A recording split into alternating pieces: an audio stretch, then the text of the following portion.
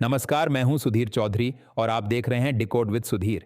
आइए जानते हैं देश दुनिया की तमाम बड़ी खबरों को सिर्फ 5 मिनट में। लेकिन इससे पहले आप कहां से न्यूज़ देख रहे हैं हमें कमेंट में बताना बिल्कुल ना भूले, और आपने इस वीडियो को लाइक नहीं किया है तो लाइक कर दें और चैनल को सब्सक्राइब कर लें।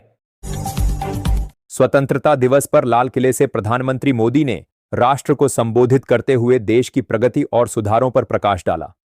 उन्होंने आयकर कानूनों में किए गए बड़े बदलावों का उल्लेख किया, जिसमें 280 से अधिक धाराओं को हटाकर 12 लाख रुपये तक की आय को कर मुक्त किया गया। इसके अतिरिक्त उन्होंने औपनिवेशिक दंड संहिता को समाप्त करके नई न्याय संहिता को लागू करने की बात कही। 69वें स्वतंत्रता दिवस पर पीएम मोदी ने लाल किले से आरएसएस की प्रशंसा की। उन्होंने आरएसएस के 100 वर्ष पूरे होने पर इसे दुनिया का सबसे बड़ा गैर सरकारी संगठन बताया और राष्ट्र निर्माण में इसके योगदान की सराहना की। मोहन भागवत ने कहा कि भारत का उद्देश्य विश्व में शांति और सुख फैलाना है। पीएम मोदी ने लाल किले पर 12वीं बार तिरंगा फहराया। प्रधानमंत्री नरेंद्र मोदी ने स्वतंत्रता दिवस पर लाल किले की प्राचीर से देश को संबोधित किया। उन्होंने 12वीं बार लाल किले से भाषण दिया, जो 103 मिनट तक चला। यह लाल किले से किसी भी प्रधानमंत्री द्वारा दिया गया सबसे लंबा भाषण है। प्रधानमंत्री मोदी स्वतंत्रता दिवस पर लाल किले पर सबसे अधिक बार झंडा फहराने वाले प्रधानमंत्रियों में तीसरे स्थान पर हैं। उत्तराखंड पंचायत चुनावों में भाजपा ने शानदार प्रदर्शन किया है। 12 में से 10 जिला पंचायत अध्यक्ष पदों पर भाजपा ने जीत हासिल की है। कांग्रेस सिर्फ एक सीट पर सिमट गई है। 79 क्षेत्र पंचायतों में से 63 पर भी भाजपा का कब्जा है। ग्राम प्रधान के 85% पदों पर जीत का दावा किया गया है। मुख्यमंत्री धामी ने जनता का आभार व्यक्त किया है। उत्तर प्रदेश के मुख्यमंत्री योगी आदित्यनाथ ने 79वें स्वतंत्रता दिवस पर प्रदेशवासियों को शुभकामनाएं दी। लखनऊ में स्वतंत्रता दिवस के अवसर पर उन्होंने झंडा फहराया और परेड की सलामी ली। राज्यपाल आनंदीबेन पटेल ने भी हर घर तिरंगा अभियान में शामिल होने की अपील की। उप मुख्यमंत्री केशव प्रसाद मौर्य और अखिलेश यादव ने भी शुभकामनाएं दी। यह दिन देश के वीरों के बलिदान का स्मरण कराता है। दिल्ली के निजामुद्दीन इलाके में हुमायूं के मकबरे के पीछे दरगाह शरीफ पत्ते शाह की दीवार अचानक ढह गई।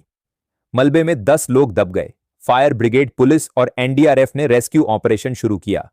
मलबे से सभी 10 घायलों को निकालकर एम्स और आरएमएल में भर्ती कराया गया, जहां इलाज के दौरान 2 महिलाओं समेत 5 लोगों की मौत हो गई। प्रधानमंत्री नरेंद्र मोदी ने लाल किले से मिशन सुदर्शन चक्र की शुरुआत की घोषणा की, जिसका उद्देश्य भारत की आक्रामक क्षमताओं को बढ़ाना है। यह 10 वर्षीय रक्षा परियोजना देश के सैन्य और नागरिक प्रतिष्ठानों की सुरक्षा को मजबूत करेगी। पीएम ने लड़ाकू जेट विमानों के इंजन का निर्माण भारत में ही करने का आह्वान किया। उत्तर पश्चिमी पाकिस्तान में बाढ़ राहत सामग्री ले जा रहा हेलीकॉप्टर दुर्घटनाग्रस्त हो गया, जिसमें 2 पायलट सहित 5 लोगों की मौत हो गई। खैबर पख्तूनख्वा प्रांत में खराब मौसम के कारण यह हादसा हुआ। मुख्यमंत्री अली अमीन गंदापुर ने दुर्घटना पर दुख जताया और पूरे प्रांत में 1 दिन के शोक की घोषणा की। जम्मू कश्मीर के किश्तवाड़ में बादल फटने से भारी तबाही हुई है, जिसमें कम से कम 60 लोगों की मौत हो गई है। बचाव अभियान के लिए भारतीय सेना और वायुसेना तैयार हैं। रेस्क्यू ऑपरेशन तेजी से चल रहा है। प्रधानमंत्री नरेंद्र मोदी ने मुख्यमंत्री उमर अब्दुल्ला और उपराज्यपाल मनोज सिन्हा से बात कर हर संभव मदद का आश्वासन दिया है। कानपुर कमिश्नरेट पुलिस ने जन्माष्टमी के लिए सुरक्षा व्यवस्था की जांच शुरू कर दी है। पुलिस आयुक्त ने जेके मंदिर और इस्कॉन मंदिर का दौरा किया, अधिकारियों को आवश्यक निर्देश दिए। पार्किंग रूट और प्रवेश निकास बिंदुओं का निरीक्षण किया गया। पुलिस आयुक्त ने कहा कि श्रद्धालुओं को कोई असुविधा नहीं होनी चाहिए और सभी प्रमुख मंदिरों पर पुलिस बल तैनात किया जाएगा।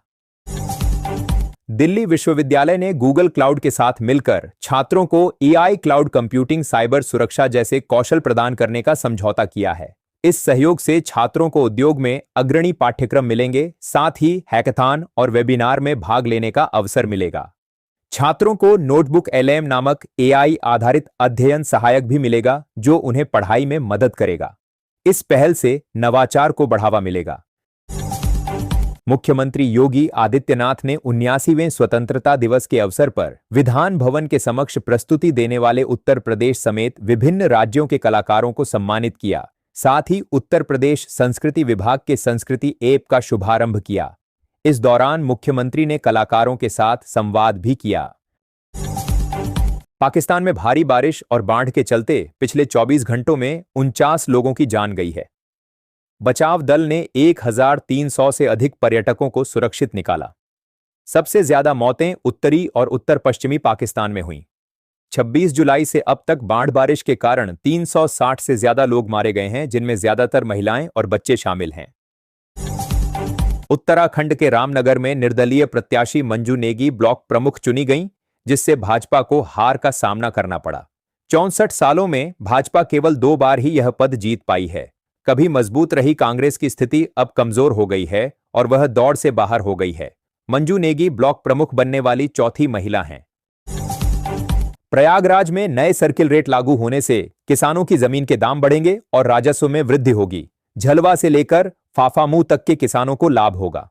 सर्किल रेट पर आई आपत्तियों का निस्तारण 19 अगस्त के बाद होगा। सिविल लाइंस और अशोकनगर जैसे क्षेत्रों में फ्लैट पर स्टाम्प शुल्क भी बढ़ेगा। शहर में बुनियादी ढांचे के विकास के कारण सर्किल रेट में वृद्धि का प्रस्ताव है। कानपुर के जाजमऊ में आशियाना कॉलोनी के पास एक ओवरलोड ट्रक का टायर फटने से सड़क धंस गई। 20 फीट गहरे गड्ढे के कारण यातायात बाधित हो गया। पुलिस ने सुरक्षा के लिए बैरिकेडिंग की। गड्ढे में सीवर लाइन दिखने और क्षेत्र खोखला होने से खतरे की आशंका है। नगर निगम और जलकल विभाग को सूचित किया गया।